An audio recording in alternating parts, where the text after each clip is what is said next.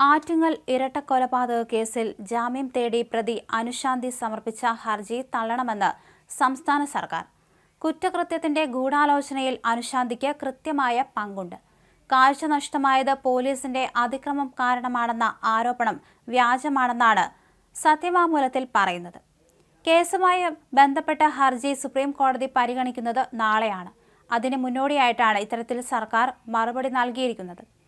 സംസ്ഥാനത്തിന്റെ standing council Nisherajan ഷൊങ്കറാണ് ഹർജിയിൽ മറുപടി നൽകിയത്.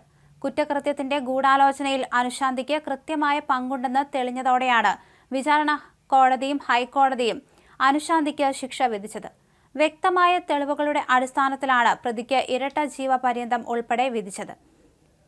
2014 ഏപ്രിലായിരുന്നു കുപ്രസിദ്ധമായ ആറ്റിങ്ങൽ ഇരട്ടക്കൊലപാതകം നടക്കുന്നത്. 4 വയസ്സുള്ള സ്വന്തം കുഞ്ഞ് സ്വാസ്തികയെയും ഭർത്താവിന്റെ അമ്മ ഓമനയെയും കാമുകനൊപ്പം ചേർന്ന് അനുശാന്തി കൊലപ്പെടുത്തിയെന്നതാണ് കേസ്. ടെക്നോ പാർക്കിലെ സഹപ്രവർത്തകനും കാമുകനുമായ നിനോ മാത്യുവും അനുശാന്തിയും ചേർന്നാണ് കൊലപാതകം ആസൂത്രണം ചെയ്ത് നടപ്പിലാക്കിയത്.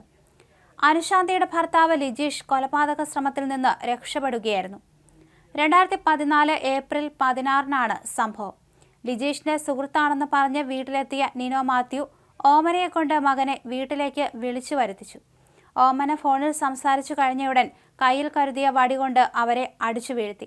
ഓമനയുടെ കയ്യിൽ നിന്ന് താഴെ വീണ കുഞ്ഞ് സ്വാസ്തികയെയും നിനോ മാത്യു അടിച്ചു കൊലപ്പെടുത്തി. കവർച്ചയ്ക്ക് വേണ്ടിയുള്ള കൊലപാതകമാണെന്ന് വരുത്താൻ ഓമനയുടെ ശരീരത്തിലുണ്ടായിരുന്ന സ്വർണ്ണാഭരണങ്ങൾ എടുത്തുമാറ്റി. അമ്മ വിളിച്ചതനുസരിച്ച് എത്തിയ ലിജീഷ് വീട്ടിനകത്തേക്ക് കയറിയപ്പോൾ നിനോ കണ്ണിൽ മുളകുപൊടി എറിഞ്ഞു. അതിനുശേഷം തലയ്ക്ക് വെട്ടി.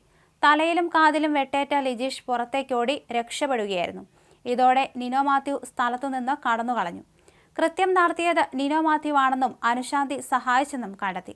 2014 ജനുവരിയിൽ തന്നെ വീടിന്റെ ചിത്രങ്ങളെല്ലാം അനുശാന്തി ലിജീഷിന് അയച്ചു കൊടുത്തിരുന്നു. കൃത്യം നടത്തിയതിനു ശേഷം രക്ഷപ്പെടേണ്ട വഴിയടക്കം ഇത്തരത്തിൽ ഫോണിലൂടെ അയച്ചു കൊടുത്തിരുന്നു.